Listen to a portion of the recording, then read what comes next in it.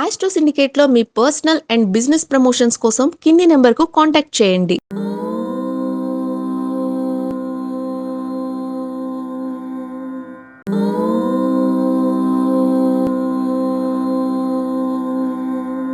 నమస్తే, welcome to astro syndicate. ఇప్పుడు మనతో పాటు ఉన్నారు ప్రముఖ ఆధ్యాత్మికవేత్త, జ్యోతిష్య వాస్తు పండితులు చేబిఎం కిరణ్ శర్మ గారు. గురుగారితో మాట్లాడదాం.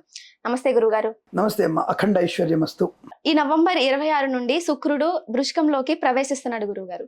అలాగే అదే సమయంలో బుధుడు కూడా వృశ్చికంలోకి సంచరిస్తున్నారు. అలాగే కర్కాటకం నుంచి మిథునంలోకి గురుడు వచ్చేసాడు. ఈ మాఘ పౌర్ణమి నుండి ఈ గ్రహాల కదలికల వల్ల ఏ ఏ రాశుల వారికి మహారాజయోగం పట్టబోతుంది గురుగారు? అమ్మాయి చాలా ఎంతో కష్టపడి అన్ని విషయాలు తెలుసుకొని అడుగుతోంది. అంటే ఈ వృశ్చికంలోకి శుక్రుడు సంచారం నవంబర్ 26వ తేదీని సంచారం.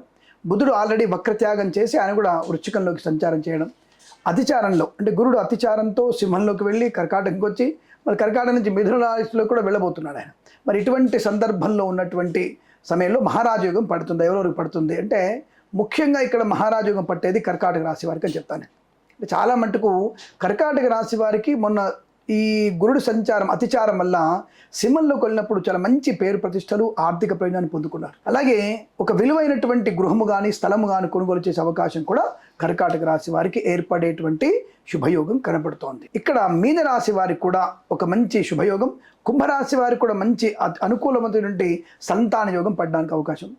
మీన రాశి వారికి ఏం పడుతుందంటే చతుర్థంలో ఉన్నటువంటి గురుడు, అలాగే మీనరాశి వారికి ఈ వృశ్చికంలో ఉన్నటువంటి శుక్రుడి యొక్క ప్రభావం చేత అద్భుతమైనటువంటి గృహయోగము, ధనప్రాప్తి పొందుకునే అవకాశం. ఎందుకంటే వృశ్చికం అనేది మీనానికి శుభమైన స్థానం.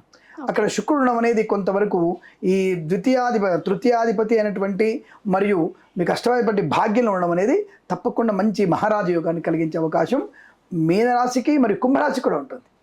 కుంభరాశికి ఎందుకు ఉంటుంది? కుంభరాశికి గోచారంలో పంచమాధిపతి భాగ్యంలో ఉన్నాడు కాబట్టి బుధుడు అదృష్ట యోగం వారికి కూడా పడుతుంది. అంటే మహారాజ యోగం పట్టే అవకాశం కష్టం, కానీ రాజయోగం పడుతుందని చెప్పవచ్చు.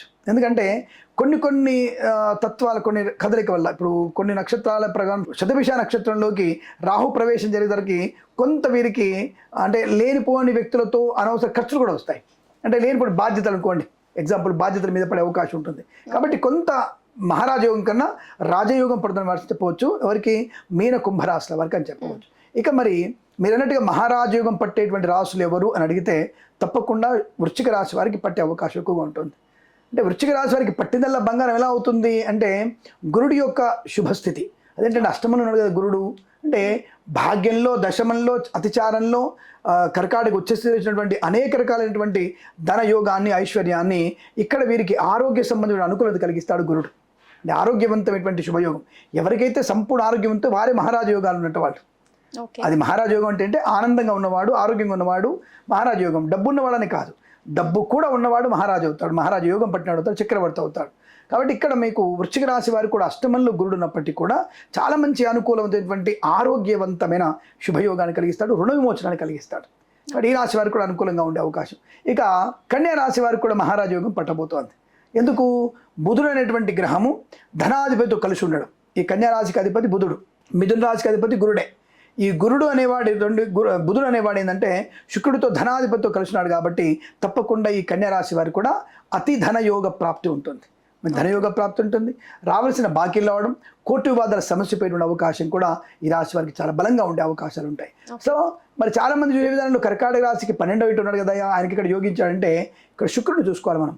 శుక్రుడు లాభాధిపతి అయి కుజుడితో కలిసినటువంటి శుక్రుడు బుధుడు యొక్క సంచారం అనేది వీరికి రాజయోగాన్ని, వివాహాన్ని, ఆనందాన్ని, వాహన యోగాన్ని, గృహయోగాన్ని కలిగించే అవకాశం ఉంది. కాబట్టి కర్కాటక రాశి వారికి మహారాజయోగం తప్పకుండా ఉండబోతుందని చెప్పవచ్చు. మనం ఎన్నెళ్ళు ఉంటుందంటే 10 రోజులు ఉండొచ్చు, 15 రోజులు ఉండొచ్చు, 27 రోజులు ఉండవచ్చు.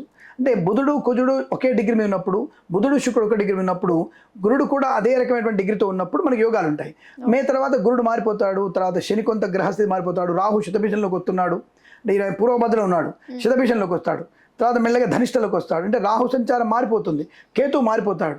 ఈ గ్రహాలు మారిపోతున్నప్పుడు కొన్ని వచ్చేటువంటి అవయోగాలు, శుభయోగాలు అనేకం ఉంటాయి. కాబట్టి ఇక్కడ ఓవరాల్గా ఈ యొక్క మాఘ పౌర్ణమి, మాఘమాస సందర్భంగా జరిగినటువంటి యొక్క యోగాలు, అందులో ఈ మాఘమాసాలు ఏంటంటే యాక్చువల్గా మన నవంబర్లోనే గ్రహాలు మారాయి. బుధుడు నవంబర్లో మారిపోయాడు. ఈ గురుడు మాత్రం ఇప్పుడు మారబోతున్నాడు, అంటే మిథునంలోకి వస్తున్నాడు కాబట్టి ఈ మిథున సంచారం అనేది కొంత ప్రయోజనాన్ని, శుక్ర బుధుల యొక్క కలయిక మీకు సంతాన యోగాన్ని, వివాహ యోగాన్ని కలిగించే అవకాశం కూడా కొన్ని రాశుల వారికి ఎక్కువగా ఉంటుంది. ఏదేమైనా నేను చెప్పినటువంటి రాశుల వారికి మహారాజ యోగం కనబడే అవకాశం చాలా బలంగా ఉంటుంది. అదృష్ట యోగవంతులైనటువంటి అవకాశాలు కూడా చాలా బలంగా ఉంటాయని చెప్పవచ్చును. అంటే మాఘ పౌర్ణమి సందర్భంగా దత్తాత్రేయ జయంతి, స్వామివారి దత్తుడి యొక్క అనుగ్రహం చేత వీళ్ళలో ఒక మంచి మార్పు రావచ్చు. అంటే మనం ఒక ఎకనామికల్ డిసిప్లిన్ రావడం, సంతాన విషయంలో సరి నిర్ణయాలు తీసుకోవడం, ఉద్యోగ బాధ్యత సరిగ్గా పంచుకోవడం, కుటుంబ బాధ్యతలు అనుకూలంగా ఉండడం, తల్లిదండ్రుల మాట వినడం, షేర్ మార్కెట్ స్పెక్యులేషన్లో దీర్ఘకాలిక పెట్టుబడి పెట్టడం, అంటే ఒక పర్ఫెక్ట్ ఒక స్పిరిచువల్ అండ్ ఎకనామికల్ డిసిప్లిన్లో వీరు ముందుకు వెళ్ళడం వల్ల తప్పకుండా వీళ్ళ సక్సెస్ బాగా ఉంటుంది. అటువంటి ఆలోచనని అనుకూలంగా మార్చడానికి మనకి మాఘ పౌర్ణమి బాగా ఉపయోగపడుతుంది. ఆ మాఘ పౌర్ణమి విశేషంగా మనకి దత్తాత్రేయ జయంతి రావడం, అది గురువారం రావడం వల్ల తప్పకుండా గురువు అనుగ్రహాన్ని, శుక్రుడి యొక్క అనుగ్రహాన్ని పొందుకునే అవకాశం ఉంటూ తల్లిదండ్రుల యొక్క అద్భుతమైనటువంటి ఆశీర్వచన ఫలితం వల్ల వాళ్ళలో ఒక మంచి మార్పు. ఈ రాశుల వారికి మాత్రం తప్పకుండా మీకు అద్భుతమైనటువంటి మహారాజయోగం. మిగతా రాశుల వారికి నష్టం చెప్పట్లే, వీళ్ళకి మహారాజయోగం.